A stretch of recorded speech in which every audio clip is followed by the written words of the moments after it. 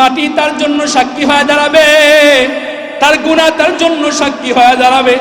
এই আমলনামা যখন নাকি আল্লাহ পাক রব্বুল আলামিন হাসরের ময়দানে দাঁড় করায়া দিবে, তখন বান্দা বলবে মালি হাদাল কিতাব লা ইউগাদিরু সগীরাতান ওয়ালা কাবীরা। এ কেমন আমলনামা, এ কেমন আমলনামা! ছোট থেকে ছোট গুনাহ পর্যন্ত বাদ দেওয়া হয় নাই, বড় থেকে বড় গুনাহ পর্যন্ত বাদ দেওয়া হয় নাই। হায় হায়, কেন একটা ব্যক্তিকে মিথ্যা কথা বলে আশ্বস্ত করেছিলাম, হায় হায় কেন ওই ব্যক্তিকে আমি বেহুদা কথা বলে তার দিলে কষ্ট দিয়েছিলাম, কেন তার বিরুদ্ধে দুর্নীতি করেছিলাম, কেন মায়ের হাতের পায়ে মায়ের শরীরের মধ্যে হাত উঠাইছিলাম, কেন বাবার শরীরের মধ্যে হাত উঠাইছিলাম, কেন শ্রমিকের শরীরের মধ্যে হাত উঠাইছিলাম, কেন যাকাত দিলাম না, কেন হজ করলাম না, কেন 5 ওয়াক্ত নামাজ পড়লাম না। এক একটা গুনাহের উপর অনুতপ্তা হইয়া হইয়া আফসোস করতে থাকবে। মালি হাদাল কিতাব, এটা কেমন আমলনামা, কেমন আমলনামা! লা ইউগাদিরু সগীরাতান ওয়ালা কাবীরা, এটা কেমন আমলনামা! ছোট থেকে ছোট গুনাহ পর্যন্ত আমার আমলনামায় বাদ দেয় নাই। এবার আল্লাহ পাক রব্বুল আলামিন ডাক ফেরেশতারা, ওই বান্দার আমলনামাটা তুমি সামনে দিবা না, সামনে দিবা না। হাতটাকে ঘুরাইয়া আল্লাহ পাক রব্বুল আলামিন তার ভিতর দিয়া এরকম ঢুকাইয়া তার হাতটা বাইর দিয়া পিছনে বের কইরা তার আমলনামাগুলা তার পিছনে হাতের মধ্যে দিয়া দিবেন, ঘাটটা ঘুরাইয়া দিবেন, দেখ তোরা আমলনামা, দেখ তোরা আমলনামা। ভাইরে ভাই, ওই অন্তিম মুহূর্তে পার পাওয়ার কোনো জায়গা আসেনি। কথা বলেন না কেন? এই জন্য বন্ধু, জীবনে যা করি আর না করি না কেন, জীবন থেকে দুনিয়া থেকে চলে যাওয়ার আগে আগে নিজের জীবনকে গুনাহমুক্ত করি। নফসে মুতমাইন্না নামক কলব আমরা অর্জন করি, কলব অর্জন করি। অন্য আয়াতের মধ্যে 5 মিনিটের মধ্যে আমার আলোচনা শেষ করব। আল্লাহ পাক রব্বুল আলামিন অন্য আয়াতের মধ্যে বলেন, ইয়াউমা লা ইয়ানফাউ মালুন ওয়ালা বানুন ইল্লা মান আতাল্লাহা বিকলবিন সালিম। ও বান্দা, তুমি দুনিয়ার মায়া, দুনিয়ার বাড়ি গাড়ি চলে সন্তান নিয়ে পাগল হয়ে গেলা, এগুলা কিন্তু কাল হাসরের ময়দানে আমি আল্লাহ পাকের কাছে কোনো কাজে আসবে না, কাজে আসবে না। আল্লাহ পাক রব্বুল আলামিন ডাক দিয়া বলেন, ইয়া আইয়াতুহান নাফসুল মুতমাইন্না, হে মুতমাইন্না নফস, ইরজিই ইলা রাব্বিকা, তুমি তোমার রবের কাছে ফিরে আসো। এখানে প্রশ্ন হচ্ছে, 1 নম্বর আল্লাহ পাক রব্বুল আলামিন ইয়া আইয়াতুহান নাফসুল মুতমাইন্না বইলা নফসে মুতমাইন্না কাদেরকে বোঝালেন, তারা কারা, তাদের পরিচয় কি? 2 নম্বরে আল্লাহ পাক রব্বুল আলামিন যে বললেন তুমি তোমার রবের কাছে ফিরে আসো, এই ফিরে আসার ডাকটা আল্লাহ পাক রব্বুল আলামিন কখন দিবেন, কিভাবে দিবেন? এই দুইটা বিষয়ের উপরে কিছুক্ষণ আলোচনা করতে চাই। হাকিমুল উম্মত হযরত তৈয়ব রাহমাতুল্লাহি আলাইহি এই আয়াতের ব্যাখ্যা করতে যে সুন্দর কিছু উদ্ধৃতি দিয়েছেন, কিছু ব্যাখ্যা করেছেন। ইয়া আইয়াতুহান নাফসুল মুতমাইন্না, নফসে মুতমাইন্না এমন নফসকে বলা হয় যেই নফসটা আল্লাহ পাকের ইচ্ছাকে প্রাধান্য দেয় আর নিজের ইচ্ছাকে খতম করে ফেলে। আল্লাহ পাকের ইচ্ছাকে প্রাধান্য দেয় আর নিজের ইচ্ছাকে খতম করে ফেলে। আল্লাহ পাক রব্বুল আলামিন যা চান তা করে, যার থেকে আল্লাহ পাক রব্বুল আলামিন নিষেধ করেছেন তার থেকে বেঁচে থাকে। আল্লাহ পাক রব্বুল আলামিন বলে, ওই সমস্ত ব্যক্তির নফস, ওই সমস্ত ব্যক্তির কলবটাই হচ্ছে নফসে মুতমাইন্না। নফসে মুতমাইন্না মোট কথা এটাই, আল্লাহ পাকের ইচ্ছাকে যারা প্রাধান্য দিবে আর নিজের ইচ্ছাকে খতম করে ফেলবে, কবর দিয়ে ফেলবে, আল্লাহ পাক রব্বুল আলামিন বলতেছেন ওই ব্যক্তির কলব, ওই ব্যক্তির নফস, অন্তরটাই হচ্ছে নফসে মুতমাইন্না। মোটামুটি আকারে ক্লিয়ার হয়েছে তো আপনাদের কাছে? নফসে মুতমাইন্না কাকে বলে? ইয়া আইয়াতুহান নাফসুল মুতমাইন্না ইরজিই ইলা রাব্বিকি রাদিয়াতাম মারদিয়া ফাদখুলি ফি ইবাদি ওয়াদখুলি জান্নাতি। আল্লাহ পাক রব্বুল আলামিন বলেন 2 নম্বরে তুমি তোমার রবের কাছে ফিরে আসো। আল্লাহ পাক রব্বুল আলামিন কখন বলবেন তার বান্দাকে তুমি তোমার রবের কাছে ফিরে আসো? যখন নাকি নফসে মুতমাইন্না নফস এই যেই ব্যক্তির অর্জন হয়ে যাবে, সে আল্লাহ পাকের বান্দা, প্রিয় বান্দা হয়ে যায়, মেহমান হয়ে যায়। আল্লাহ পাক রব্বুল আলামিনের বানানোকৃত জান্নাতের মেহমান হয়ে যায়।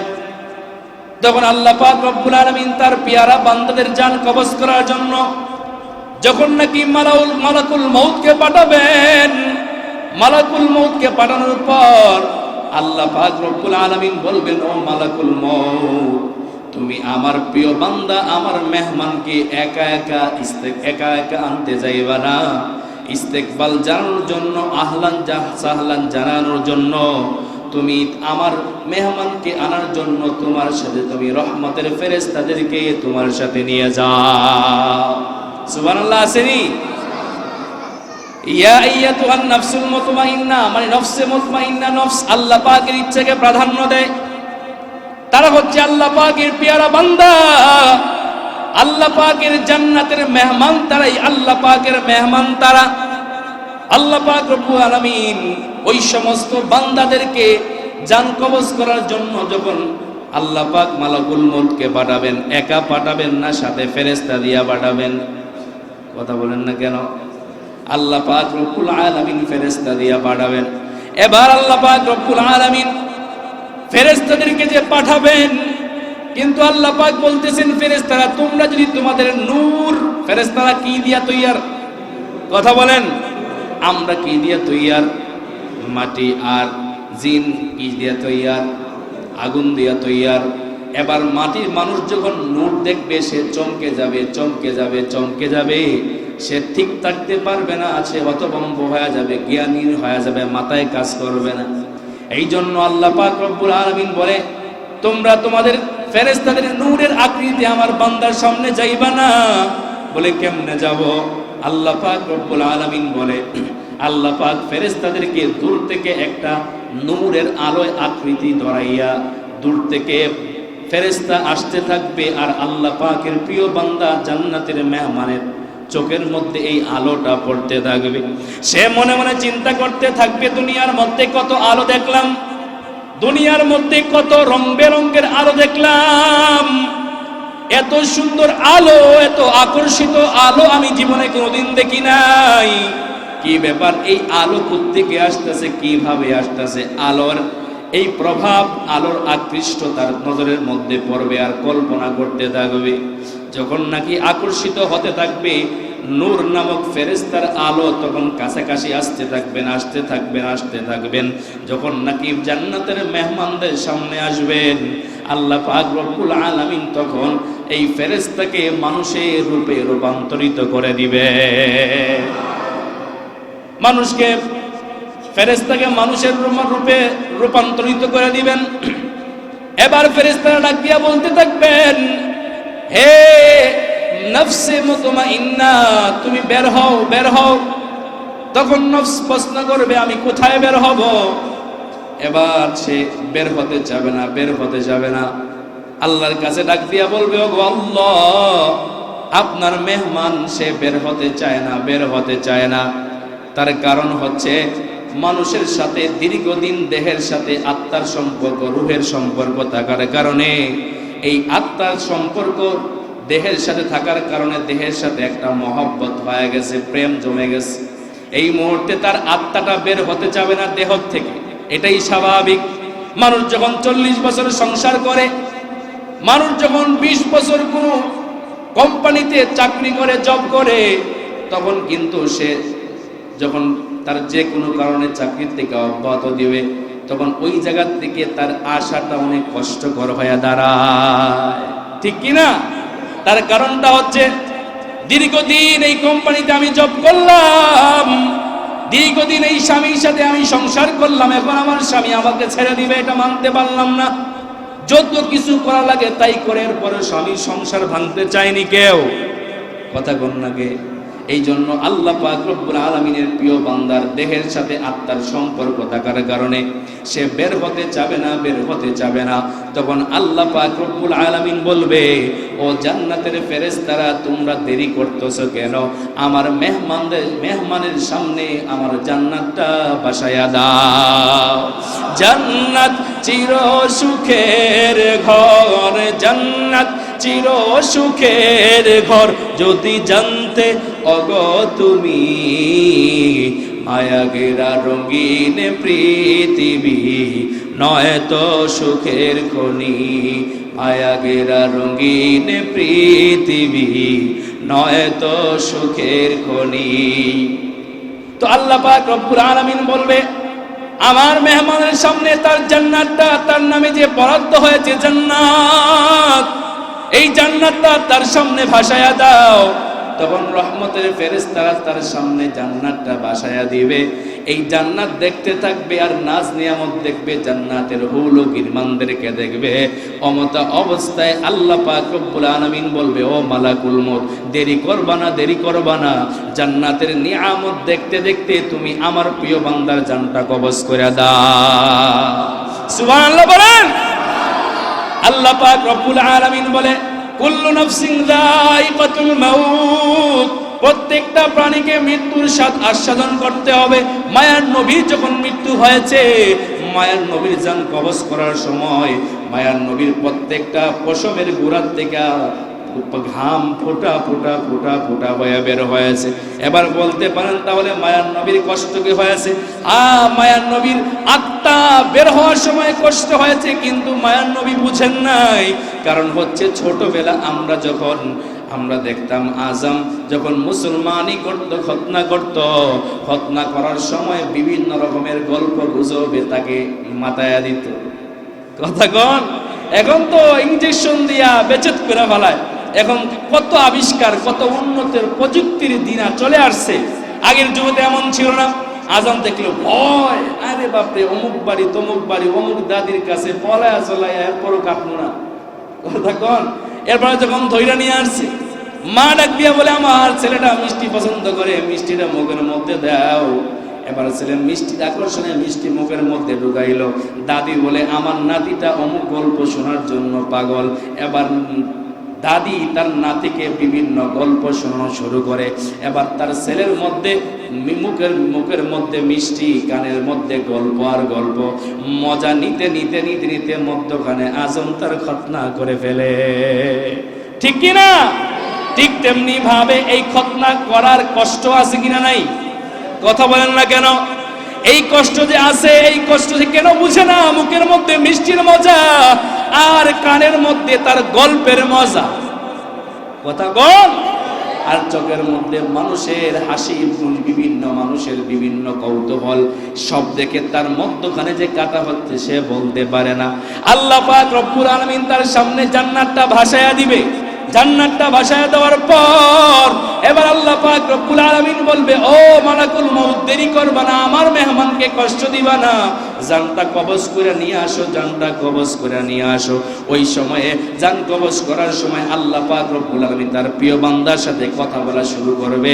ইয়া আইয়াতুহান নাফসুল মুতমাইন্না ইরজিই ইলা রাব্বিকি রাদিয়াতাম মারদিয়া। আল্লাহু আকবার। अल्लाह अल्लाह क्या मुबारक नाम है, अल्लाह अल्लाह आशिकों का काम है। अल्लाह पाक रब्बुल आलमीन এবার ডাক দিয়া বলবে হে আমার প্রিয় বান্দারা, বের হও, ফিরে আসো, ফিরে আসো। এখানে ফেরেশতারা বললেন বের হও, আল্লাহ বললেন ফিরে আসো। কথার মধ্যে পার্থক্য আছে নি? বের হও মানে তুমি মসজিদ থেকে বের হও, বের হও মানে তোমার ঘর থেকে বাসার থেকে বের হও, বের হও মানে তুমি তোমার দোকান থেকে ব্যবসা থেকে বের হও। আর ফিরে আসো মানে তুমি তোমার আপন জায়গায় তুমি ফিরে আসো, তুমি তোমার আপন জায়গায় ফিরে আসো। এই জন্য আল্লাহ পাক বলেন ইরজিই ইলা রাব্বিকি রাদিয়াতাম মারদিয়াহ, তুমি তোমার রবের কাছে ফিরে আসো। রবের তো জান্নাত তোমার জন্য বানায় রাখছি। জান্নাতের ময়দানে আমি আল্লাহ তোমার সাক্ষাৎ করার জন্য বসে আছি। তুমি জান্নাতের মধ্যে ঢুকবা আর আমি আল্লাহ পাকের সাক্ষাৎ পেয়ে যাইবা। নেকাব সরাও বদন হতে একবার দেখাও দিদার তোমার, নেকাব সরাও বদন হতে একবার দেখাও দিদার তোমার। আল্লাহ পাক রব্বুল আলামিন জান্নাতের ময়দানে সব থেকে উঁচু সিংহাসনের মধ্যে বসবেন। জান্নাতের যত বড় স্থান থাকুক না কেন, যত বড় বিল্ডিং থাকুক না কেন, জান্নাতের ময়দানের প্রত্যেকটা স্থান থেকে আল্লাহ পাক রব্বুল আলামিনের কুদরতের চেহারা সুন্দর করে দেখতে থাকবে। আর জোরে বলেন সুবহানাল্লাহ। আরে কারে দেখবেন, কারে দেখবেন? মালিককে দেখবেন। কাকে দেখবেন বলেন? আপনার আমার রবের নাম কি? আর আওয়াজ দিয়ে বলেন কি? এতে কোনো সন্দেহ আছে নাকি? আমরা কি কোনো ভগবানকে রব মানি না? আমার আসমানের মালিককে রব মানি। আসমানের মালিককে আমরা রব মানি। এবার আল্লাহ পাক রব্বুল আলামিন ডাক দিয়া বলবে, হে নফসে মুতমাইন্না, ফিরে আসো, ফিরে আসো। কোথায় ফিরে আসো? মানে তোমার বরাদ্দকৃত জান্নাত, এই জান্নাতের মধ্যে তুমি ফিরে আসো। এবার আল্লাহ পাক রব্বুল আলামিন এই যে মৃত্যু, এই যে কষ্ট, নফসে মুতমাইন্না, কোন ব্যক্তির কষ্ট হয়? যার দিলটা, নফসটা নফসে মুতমাইন্না না। আল্লাহ পাকের ইচ্ছাকে যে ব্যক্তি প্রাধান্য না দেয়, সে আল্লাহ পাকের অবাধ্য হয়ে যায়। আর ওই অবাধ্য বান্দা যখন তার জান কবজ হয় আর ঠিক থাকতে পারে না, আবুল তাবুল করে, মুখ খেসে যায়, হাত পা একদম ভেঙে আসে, কেমন জানি মানুষ যারা দেখে তারা হাউমাউ করে কান্না করে, মৃত্যুর ভয়, মৃত্যুর চিন্তা এমন ভাবে তা প্রত্যেক মানুষের দিলের মধ্যে গালেব হয়ে যায়। মানুষ ভয়ে আতঙ্কিত হয়ে যায় যখন জান কবজ করা হয়। কথা বল, এমন কিছু মৃত্যু পান নাই আপনারা? চোখ মুখ একদম ঘুরে যায়, লাল হয়ে যায়, মুখ থেকে ফেনা বের হওয়া শুরু হয়, কান থেকে নাক থেকে রক্ত বের হওয়া শুরু হয়। কারণ সে বদকার থাকার কারণে আল্লাহ পাক রব্বুল আলামিন যখন নাকি মালাকুল মউত পাঠায়া দিছে, মালাকুল মউত পাঠানোর জন্য তখন আল্লাহ পাক রব্বুল আলামিন এমন অবস্থা হয়ে যায়, এমন অবস্থা হয়ে যায়, এই কষ্ট সহ্য করতে পারে না, সহ্য করতে পারে না। যখন কেমন কষ্ট হয়, কষ্ট হয়। আমরা যে বালিশ বানাই, এই বালিশ কি দিয়া বানাই? এই তুলা, যখন নাকি বালিশ তুলার মধ্যে তুলা আনতে চাই, তাহলে এমনি এমনি আনা যাবে না, এমনি এমনি আনা যাবে না। যখন নাকি একটা কাটা যুক্ত কোনো রড, শিকল যদি দিলের ভিতরে ঢুকানো হয়, ঢুকানোর পরে টান দিলে যেমন নাকি এই রুয়াগুলা বের হওয়া কষ্টকর হয়ে যায়। এবং মানুষ যখন মাছ শিকারি করার জন্য বের হয়, মাছ শিকার করবে, এই শিকার যে করে, এটাকে আপনারা কি বলেন? হ্যাঁ, কেউ গুসা বলে, কেউ বিভিন্ন কিছু বলে। তো এই মাছ যখন ঘাতে, ওই মাছটার থেকে ওই কুচাটা বের হওয়া অনেক কষ্টকর হয়ে যায়। মাছের কোনো অস্তিত্ব থাকে না, মাছ প্রাণ হারা হয়ে যায়। এটা কতটা কষ্টকর আপনি যদি আপনার থেকে চিন্তা করেন। আমার বুকের মধ্যে যদি কেউ তীর ঢুকায়, তীরটা যখন বের হবে, নারী বুড়ি কিছু থাকবে নি। কথা বলেন না কেন? ঠিক তেমনি ভাবে গুনাহগার বান্দার জান যখন কবজ করা হবে, নারী বুড়ি ছিঁড়ে ছিঁড়ে ছিঁড়ে ছিঁড়ে বের হয়ে যাবে। তখন সে এই দৃশ্য সহ্য না করতে পেরে খিচিমিচি খা, তার শরীরের অঙ্গ প্রত্যঙ্গ একদম দুর্বল হয়ে যাবে, বিকৃত হয়ে যাবে, সে সহ্য করতে পারবে না। কিন্তু জবান থেকে কষ্টের কথা বলতে পারবে না। তার কারণটা হচ্ছে জবান আল্লাহ পাক বন্ধ করে দিছে। জবানটা কে বন্ধ করে দিছে? আল্লাহ বন্ধ করে দিছে। তাহলে ইয়া আইয়াতুহান নাফসুল মুতমাইন্না, এরকম কন্ট্রোল করে, ইয়া আইয়াতুহান নাফসুল মুতমাইন্না, নফসে মুতমাইন্না যদি গঠন করতে চাই, তাহলে চারটা পদ্ধতি অবলম্বন করতে হবে। কয়টা? এই চারটা পদ্ধতির বিকল্প অন্য কিছু নাই। বিশেষজ্ঞগণ, আল্লাহ ওয়ালাগণ, মুফাসসিরগণ, মুহাদ্দিসগণ এই চারটা বিষয়কে খুব গুরুত্ব সহকারে বলতেছেন। এক নাম্বার, নফসে মুতমাইন্না যদি তুমি গঠন করতে চাও, প্রথমেই তুমি কোনো না কোনো আল্লাহওয়ালার সুহবতে যাও, কোনো না কোনো আল্লাহওয়ালার সুহবতে যাও। ইয়া আইয়ুহাল্লাযীনা আমানুত্তাকুল্লাহ ওয়া কুনু মা'আস সাদিকিন। আল্লাহ পাক রব্বুল আলামিন বলে, ইত্তাকুল্লাহ, তুমি আমি আল্লাহ পাকের ভয় দিলের মধ্যে ঢুকাও। কেমনে ঢুকাইবা? কেমনে ঢুকাইবা? এমনি এমনি ঢুকানো যাবে না। মোবাইল কোম্পানি মোবাইল বানাইয়া একটা ক্যাটালগ দিয়া দিছে, ফ্রিজ কোম্পানি ফ্রিজ বানাইয়া একটা ক্যাটালগ দিয়া দিছে, কম্পিউটার কোম্পানি কম্পিউটার বানাইয়া একটা সাথে ক্যাটালগ দিয়া দিছে। কেমনে এই যন্ত্র চালাইবা, তুমি বিপদে পড়লে ক্যাটালগের আশ্রয় গ্রহণ করবা। ঠিক তেমনি ভাবে আল্লাহ পাক রব্বুল আলামিন ডাক দিয়া বলতেছে, তোমার ভিতরে তুমি যখন তাকওয়া অর্জন করবা, এমনি এমনি হবে না, এমনি এমনি হবে না। আমার কোন পেয়ারা বান্দার সোহবতে যায়া তুমি তোমার আমি আল্লাহ পাকের তাকওয়া তোমার দিলের মধ্যে ঢুকাতে হবে। আল্লাহ ওয়ালা সুহবত আছে কিনা নাই? অথচ এমন আল্লাহ ওয়ালাদেরকে দেখতে চায় না, দেখতে পারে না। আল্লাহ ওয়ালাদের কথা শুনলে, পীর মুরিদের কথা শুনলে গায়ে আগুন ধরে, আছে না নাই? অথচ বাংলাদেশের ইতিহাসকে তালাশ করে দেখেন, আজ থেকে প্রায় 800-900 বছর আগে সিলেটের জমিনে ইয়ামান থেকে যে হযরত শাহজালাল শাহ পরান আসতেন, শাহ আমানত শাহ বিভিন্ন রকমের বাংলাদেশের বড় বড় ওলিয়া বাংলাদেশের মধ্যে না আসতেন, তাহলে আমরা আজও পর্যন্ত ইসলাম পাইতাম না। কথা কন না কেন? ওলি আউলিয়ারা বিভিন্ন দেশ থেকে আসছেন, বিভিন্ন দেশ থেকে বিভিন্ন দেশে এসে যেই সমস্ত দেশে ইসলামের প্রচার নাই, দ্বীনের প্রচার নাই, ওই সমস্ত দেশগুলো আবাদ করছে আল্লাহ ওয়ালারাই। আল্লাহ ওয়ালাদের বিকল্প কিছু আছে? কথা কন নাকি? আল্লাহ ওয়ালার চেহারা দেখে লক্ষ লক্ষ মানুষ মুসলমান হয়ে যায়। আমাদের সিলেটের শাহজালাল রহমতুল্লাহি আলাইহি চেহারা দেখে তদানীন্তনের সময়ে 30,000 মানুষ মুসলমান হয়েছে। আর সুবহানাল্লাহ নাই মনে হয়? সুবহানাল্লাহ জুড়ে কোন? 30,000 মানুষ মুসলমান হয়েছে। শুধু 30,000 মানুষ মুসলমান হয়েছে এমনটা নয়, জবানের এত পাওয়ার, আল্লাহর কাছে বলছে, ও আল্লাহ, গৌর গোবিন্দ সুরমা নদী পার হতে দিচ্ছে না, তার সমস্ত চতুর্দিকে সমস্ত তার বাহিনীরা ঘেরাও করে রাখছে। কেমনে বের হব? শহরের ভিতরে ঢুকতে যায় যতগুলা ব্রিজ আছে সমস্ত ব্রিজগুলা বন্ধ করে দিয়েছে। আল্লাহ পাক রব্বুল আলামিন বলে, আমার বান্দা তুমি টেনশন করবা না, পেরেশান হইবা না, জায়নামাজ বিছায়া দাও, জায়নামাজের মধ্যে দাঁড়াও। জায়নামাজের মধ্যে দাঁড়ানোর সাথে সাথে এবার মুহূর্তের ভিতরে এপার থেকে ওপারে চলে গেছে। আরে ভাই, শুধু তাই নয়, এটা তো বললাম শাহজালাল রহমতুল্লাহি আলাইহি ঘটনা, যে তার সাথীদের পাওয়ার কেমন ছিল।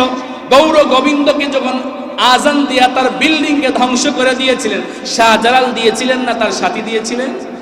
তার সাথী দিয়েছিলেন, আজান দিয়েছেন ফজরের আজান, আল্লাহু আকবার আল্লাহু আকবার। এই আল্লাহু আকবার আজানের ধ্বনিতে পুরা গৌর গোবিন্দর রাজপ্রাসাদটা একদম থমথম হয়ে গেছে, একদম পুরা রাজপ্রাসাদটা আল্লাহু আকবারের পাওয়ারে ভেঙ্গে চুরমার হয়ে গেছে। জবানের পাওয়ার আছে কিনা নাই? আল্লাহ ওয়ালাদের কথা শুনলে মানুষের গায়ে ধরে, এটা ভুল সিদ্ধান্ত আপনার। যদি আল্লাহ ওয়ালা বাংলাদেশের মধ্যে না আসতেন, তাহলে আপনার জন্মটা পর্যন্ত শুদ্ধ হইত না, আপনার বিয়াটা পর্যন্ত শুদ্ধ হইত না। এটা আমাদের জন্য গনিমত, নিয়ামত, এটা বুঝতে হবে। যাই হোক, এই জন্য আল্লাহ পাক রব্বুল আলামিনের নফসে মুতমাইন্না যদি আমরা ফিটিং করতে চাই, তাহলে আল্লাহ ওয়ালাদের সৎলোকের সংস্পর্শ লাগবে। ঠিক কেমনে আরেকটা উদাহরণ দেই। এখানে যারা তাবলীগের ভাইয়েরা আছেন, যারা চিল্লা দিছেন, সাল দিছেন, আপনারা বুঝবেন, বহু সুদকুর, বহু ঘুষকুর, বহু জুয়াকুর, বহু সন্ত্রাস তাবলীগে 40 দিন লাগাইছে, আল্লাহ পাকের প্রিয় বান্দাদের সাথে সম্পর্ক লাগাইছে। 40 দিন পরে তার জীবনটা পুরা পরিবর্তন। এবার বাড়িতে আসার পরে মানুষ মনে করে আল্লাহ ওয়ালা ঢুকছে। কথা কন না? এটা সুহবতের অনেক বড় দাম, সুহবতে আহলুল্লাহ অনেক বড় দাম। এটা কঠিন জিনিস, এটাকে অ্যাঙ্কার করা যাবে না, অস্বীকার করা যাবে না। আল্লাহ ওয়ালা দিনদার মানুষের সাথে চলাফেরা করতে হবে। শুধুমাত্র আল্লাহ ওয়ালা এমনটা না, দিনদার মানুষ, সত্যিকার সালেহ মানুষ বন্ধু বানাও। তোমার সৎলোক নামাজি একটা ব্যক্তিকে বন্ধু বানাও। ব্যবসা করো তো একজন নামাজি ব্যক্তি, দিনদার ব্যক্তির সাথে তুমি ব্যবসা করো, এটার নামই হচ্ছে সৎলোকের সঙ্গ। সৎলোকের সঙ্গ, এটা বললাম 1 নম্বর পদ্ধতি। ব্যাখ্যা অনেক কথা ছিল, সংক্ষেপে নিয়ে আসলাম। 2 নম্বর, আল্লাহ পাক রব্বুল আলামিন যখন বিপদ দিবেন, মনে মনে এই জিনিস ভাবতে হবে, আল্লাহ পাক রব্বুল আলামিন আমার গুনাহের কারণে আল্লাহ পাক আমার উপর বিপদ দিয়েছে। এটা মনে মনে ভাবা যাবে না যে আল্লাহ পাক আমার জন্য, আমাকে পরীক্ষা করার জন্য বিপদ দিয়েছে। এই কথা বলার কারণে, এই অহংকার অহমিকা আসার কারণে তোমার পিছনের সমস্ত আয়েক আমলগুলো বরবাদ হয়ে যেতে পারে। এই জন্য আউলিয়া কেরাম, আল্লাহ ওয়ালা, মুহাদ্দিসিনে কেরাম, মুফাসসিরিনে কেরাম বলে, এই কথা বলার কোনো সুযোগ নাই যে আল্লাহ আমাকে পরীক্ষা করার জন্য বিপদ দিয়েছে। বরঞ্চ এই কথা বলতে হবে, আমি আমার গুনাহের কারণে আমার বিপদ আমার ঘাড়ে আমি নিয়ে আসলাম। যখন নাকি মানুষ তার বিপদে তার গুনাহের কথা অনুতপ্ত হইয়া লজ্জিত হইয়া তার অপরাধের কথা স্মরণ করে তার দিলটা নরম হয়ে যায়, তখন সে অন্যের কাছে ভুল করলে মাপ চাইতে তার দিল চায়। কথা বল নাকি? আর যখন অহংকার চলে আসে, কিসের মাপ চাবো, আমি কি তার থেকে ছোট নাকি, তখন দেখা যায় তার কাছে মাপ চাইবে দূরের কথা, মাপ চাইতে আসলেও আরো মার দেয়। এই জন্য সবসময় নিজেকে দুর্বল পয়েন্টে নিয়ে আসো। আমার মালিক আমাকে বিপদ দিয়েছে আমার গুনাহের জন্য, আমি আমার গুনাহের জন্য অনুতপ্ত হইয়া মালিকের কাছে মাপ চাবো। আল্লাহ, আমাকে আপনি বিপদ দিয়েছেন, কোন গুনাহের জন্য অনুতপ্ত হইছি আল্লাহ, কোন গুনাহের জন্য আমাকে বিপদ দিয়েছেন, কোন অপরাধের জন্য আমাকে বিপদ দিয়েছেন। ওগো আল্লাহ, আমাকে অপরাধ থেকে বাঁচান, আমাকে অপরাধ থেকে বাঁচান, অপরাধ থেকে বাঁচান।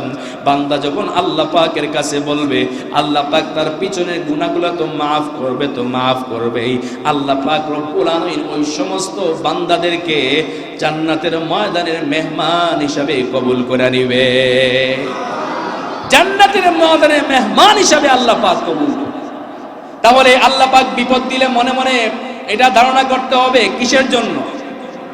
আমার গুনাহের জন্য, আমার অপরাধের জন্য আল্লাহ পাক আমাকে বিপদ দিছে। অনেক ব্যাখ্যা ছিল, সময় কমিয়ে নিয়ে আসলাম। 3 নাম্বার, আমি সব সময় মনে করতে হবে আমি যে রাতের আধারে একা করে গুনাহ করতেছি, পার্কে যেয়ে গুনাহ করতেছি, সমুদ্রে যেয়ে গুনাহ করতেছি, পানির নিচে যেয়ে গুনাহ করতেছি, আমার গুনাহ কিন্তু একজন দেখতেছেন, তার নাম কে? তার নাম কে? মনে মনে ভাবতে হবে আল্লাহ আমার ডানে আছে, বামে আছে। ফাআইনামা তুওয়াল্লু ফাসাম্মা ওয়াজহুল্লাহ। আল্লাহ পাক রব্বুল আলামিন বলে, বান্দা তুমি ডানে তাকাইবা আমি আল্লাহ, বান্দা তুমি ডানে বামে তাকাইবা, ডানে তাকাইবা আমি আল্লাহ, বামে তাকাইবা আমি আল্লাহ, সামনে তাকাইবা আমি আল্লাহ, পিছনে তাকাইবা আমি আল্লাহ, সর্বদিকে আমি আল্লাহ বিরাজমান আছি।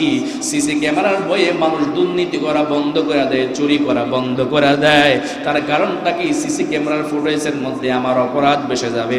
কিন্তু সে বান্দা কখনো তো এই চিন্তাও করলো না আমার সিসি ক্যামেরার, দুনিয়ার সিসি ক্যামেরার ভয়ে যে আমি এমন অবস্থা হইলাম, দুনিয়ার দুর্নীতি বাদ দিয়া দিলাম, কিন্তু আপনার আমার রব দেখতেছে কিনা? দেখতেছে না।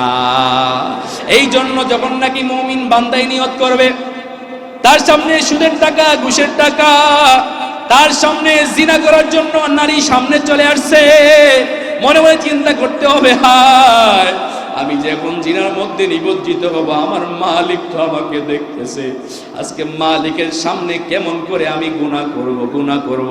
এই চিন্তা ভাবনা যখন তার ভিতরে চলে আসবে, তখন আজান শুনলে মসজিদের মধ্যে অটোমেটিকলি ঢুকে যাবে।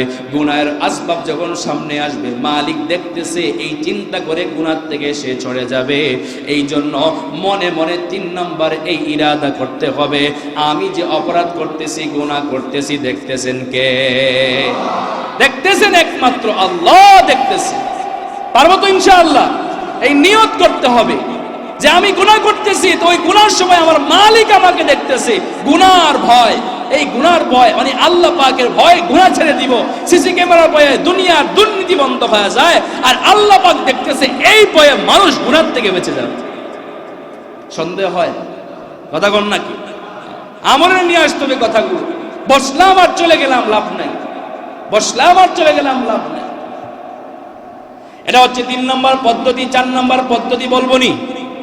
4 নম্বর পদ্ধতি, আল্লাহ পাক রব্বুল আলামিন বলতেছেন, বান্দা তুমি যখন গুনাহ করবা, তোমার গুনার 8টা সাক্ষী হয়ে দাঁড়াবে, পার পাওয়ার কোনো জায়গা নাই। কয়টা সাক্ষী? আরো জোরে। 8টা সাক্ষী হয়ে দাঁড়াবে। ও বান্দা, তুমি কিসের দুনিয়ায় মায়া পড়ে গেছো? আমি মালিককে ভুইলা কোন দুনিয়ার পিছনে তুমি ছুটতেছো? আমি আল্লাহ তোমাকে হাত দিলাম, পা দিলাম, আমি আল্লাহ তোমাকে জবান দিলাম, চক্ষু দিলাম, কান দিলাম, নাক দিলাম, আমি আল্লাহ চাইলে তো তোমার মুখ কানাকে আমি পিছন দিকে ঘুরাইয়া দিতে পারতাম, পারতেন কিনা? পারতেন না। এবার দেখা যাইতো চোখ এইদিকে থাকতে যদি ডান পাশে চোখ থাকতো, বাম পাশে একটা থাকতো, তাহলে খাবার দেখার জন্য আগে ডান পাশে নিয়ে আসতে হইতো। আবার নাক থেকে গন্ধ শুই না, এবার মুখের মধ্যে খাবার ঢোকাতে হতো কিনা? হইতো না। এই জন্য আল্লাহ পাক রব্বুল আলামিন বলে, বান্দা তুমি কেন আমি আল্লাহকে ভুইলা গেলা, আমি আল্লাহকে ভুইলা তুমি কেন গুনাহ করতেছো? তুমি কি জানো না তোমার গুনাহের সাক্ষী আটটা দাঁড়াবে? এক নাম্বার সাক্ষী হচ্ছে আল্লাহ পাক রব্বুল আলামিন বলে, আল ইয়াউমা নাখতিমু আলা আফওয়াহিহিম ওয়া তুকাল্লিমুনা আইদিহিম ওয়া তাশহাদু আরজুলুহুম বিমা কানু ইয়াকসিবুন।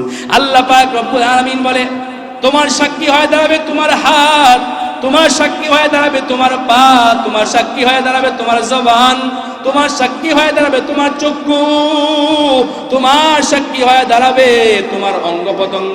এবার প্রশ্ন করতে পারেন, হুজুর যে এই ছাছাড়ার মধ্যে ঢাকা শহরের বিভিন্ন জায়গায় পৃথিবীর বিভিন্ন স্থানের মধ্যে হাত নাই পা নাই এমন লুলা কোড়া মানুষ আছে কিনা? নাই। তাহলে ওদের হাত সাক্ষী দিতে পারবে না, তাহলে তাদের সাক্ষী কি দিবে? আল্লাহ পাক রব্বুল আলামিন বলে, আমার ওই বান্দার চামড়াটা তার জন্য সাক্ষী হয়ে দাঁড়াবে, তার চামড়া তার জন্য সাক্ষী হয়ে দাঁড়াবে, তার মাটি তার জন্য সাক্ষী হয়ে দাঁড়াবে, তার গুনাহ তার জন্য সাক্ষী হয়ে দাঁড়াবে। এই আমলনামা যখন নাকি আল্লাহ পাক রব্বুল আলামিন হাসরের ময়দানে দাঁড় করাইয়া দিবে, তখন বান্দা বলবে, মালি হাদাল কিতাব লা ইউগাদিরু সাগীরাতান ওয়ালা কাবীরা। এ কেমন আমলনামা, এ কেমন আমলনামা! ছোট থেকে ছোট গুনাহ পর্যন্ত বাদ দেওয়া হয় নাই, বড় থেকে বড় গুনাহ পর্যন্ত বাদ দেওয়া হয় নাই। হায় হায়, কেন একটা ব্যক্তিকে মিথ্যা কথা বলে আশ্বস্ত করেছিলাম, হায় হায় কেন ওই ব্যক্তিকে আমি বেহুদা কথা বলে তার দিলে কষ্ট দিয়েছিলাম, কেন তার বিরুদ্ধে দুর্নীতি করেছিলাম, কেন মায়ের হাতের মায়ের শরীরের মধ্যে হাত উঠাইছিলাম, কেন বাবার শরীরের মধ্যে হাত উঠাইছিলাম, কেন শ্রমিকের শরীরের মধ্যে হাত উঠাইছিলাম, কেন যাকাত দিলাম না, কেন হজ করলাম না, কেন 5 ওয়াক্ত নামাজ পড়লাম না। এক একটা গুনাহের উপর অনুতপ্তা হইয়া হইয়া আফসোস করতে থাকবে। মালি হাদাল কিতাব, এটা কেমন আমলনামা, কেমন আমলনামা! লা ইউগাদিরু সাগীরাতান ওয়ালা কাবীরা, এটা কেমন আমলনামা! ছোট থেকে ছোট গুনাহ পর্যন্ত আমার আমলনামায় বাদ দেয় নাই। এবার আল্লাহ পাক রব্বুল আলামিন ডাক ফেরেশতারা, ওই বান্দার আমলনামাটা তুমি সামনে দিবা না, সামনে দিবা না।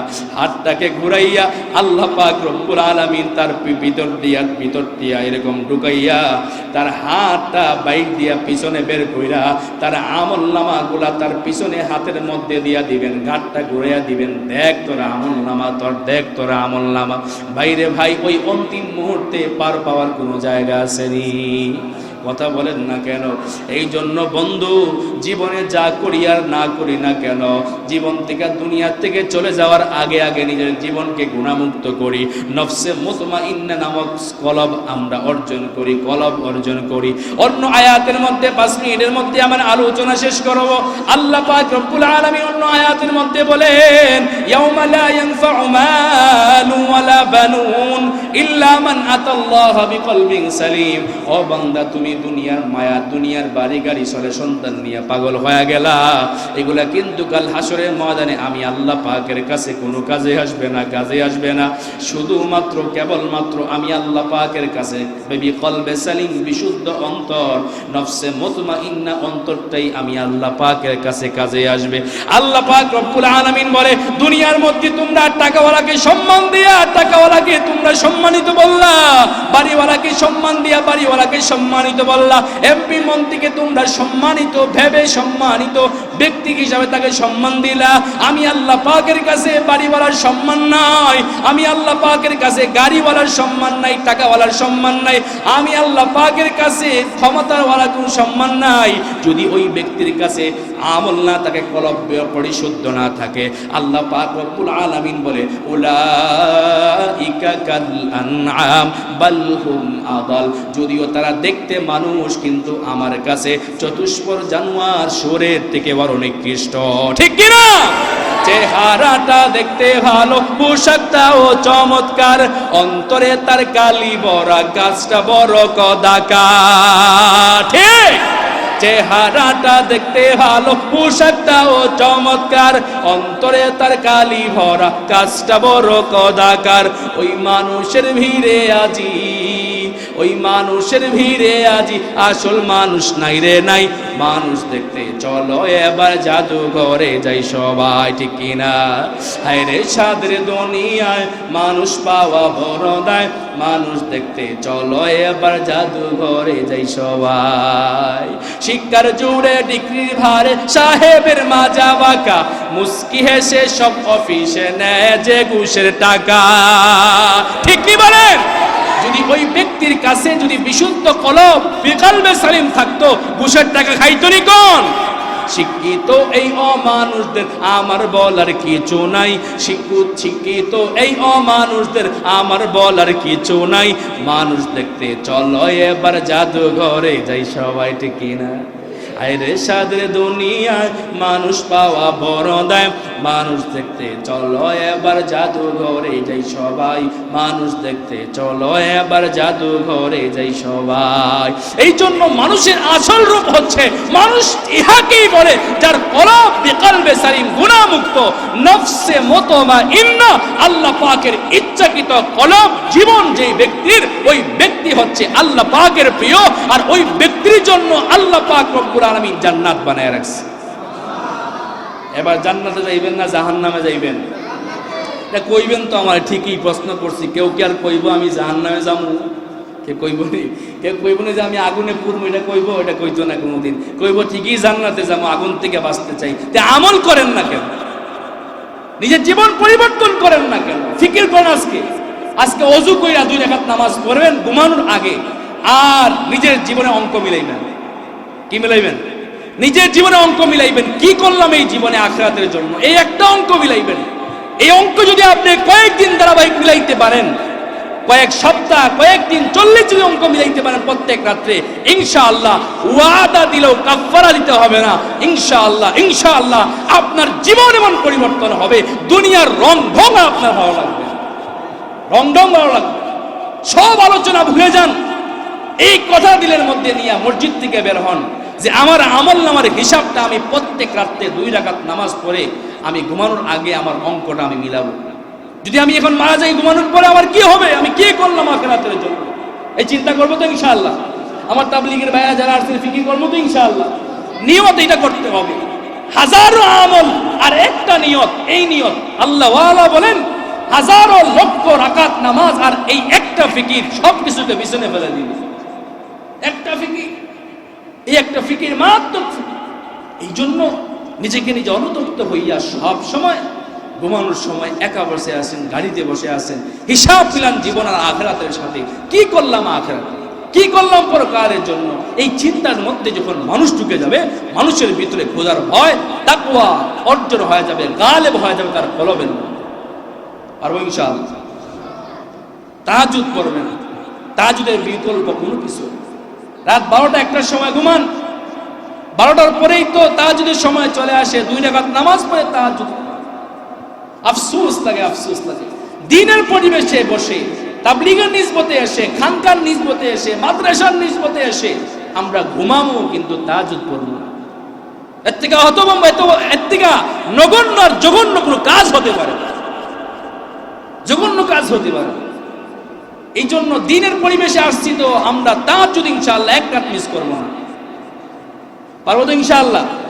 তাবলীগের ভাইদের উদ্দেশ্য বলছি, কিছু দিলে ধাক্কা না দিলে তো মানুষ পরিবর্তন হয় না।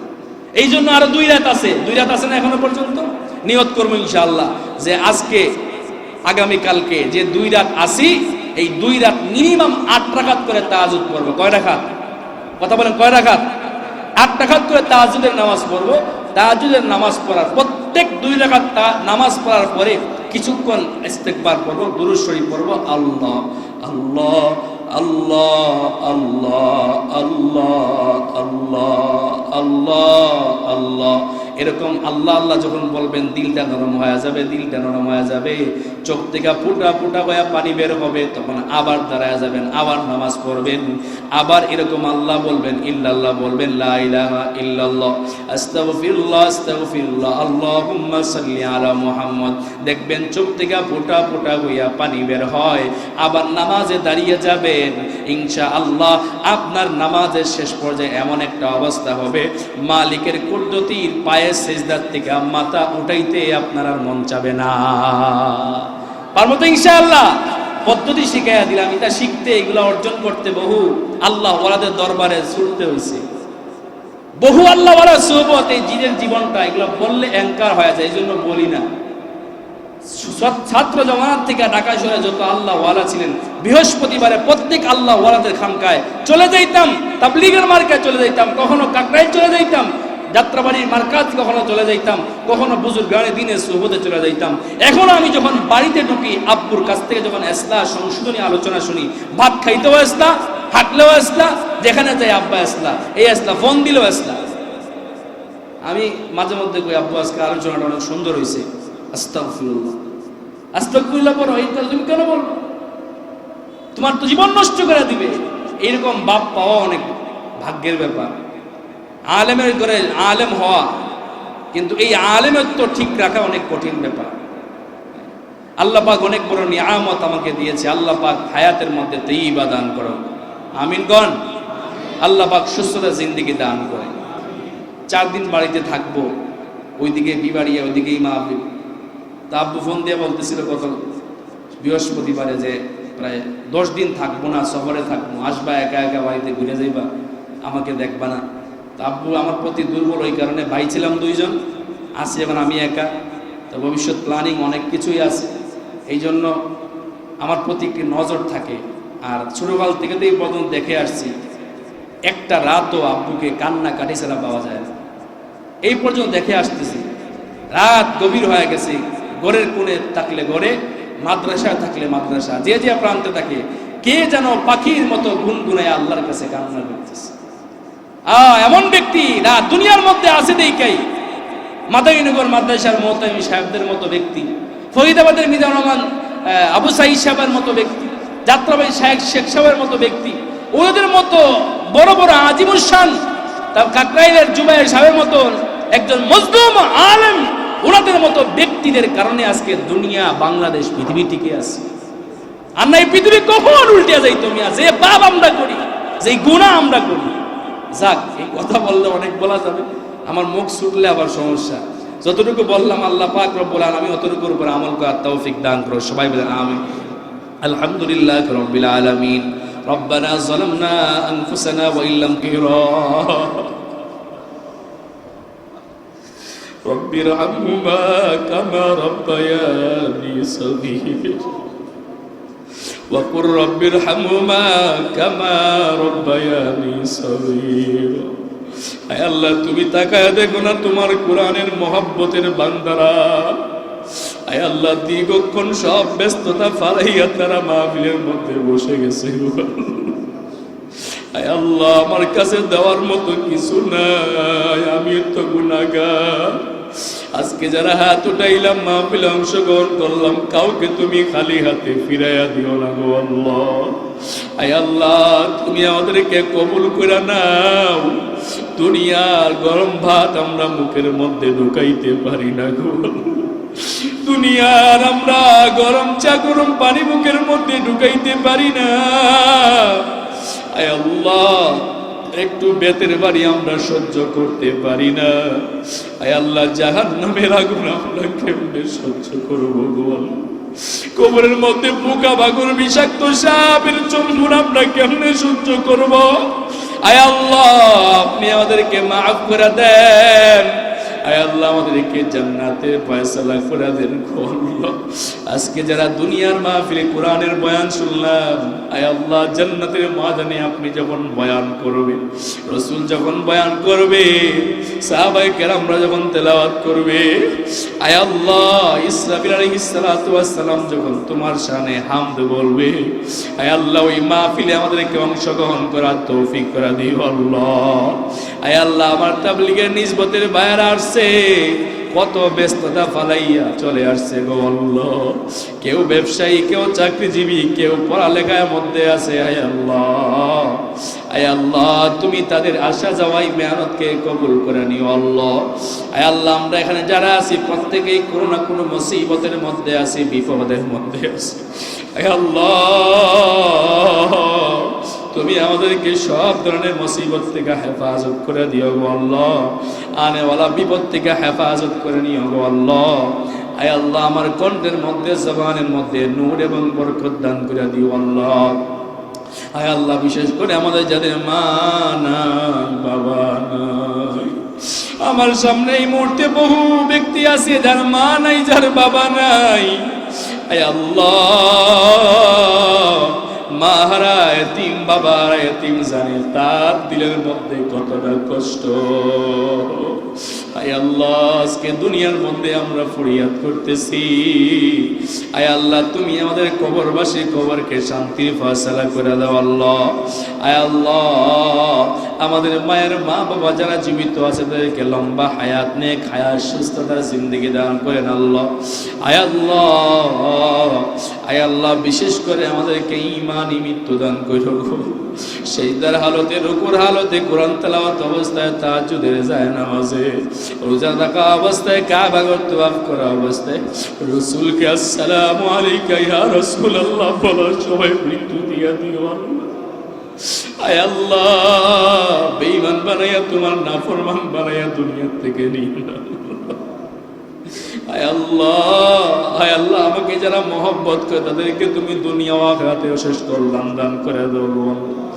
বন্ধুদেরকে আপন বানায় নাও, শত্রুদেরকে আরো কাছে বানায় নাও। আয় আল্লাহ শত্রুদেরকে আপন বানায় নাও, বন্ধুদেরকে আরো মহব্বত বাড়ায় দাও আল্লাহ।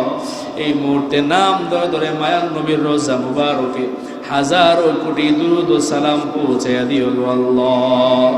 আর মৃত্যু যখন দিবা জবানের মধ্যে জারি করে দিও লা ইলাহা ইল্লাল্লাহু মুহাম্মাদুর রাসূলুল্লাহ।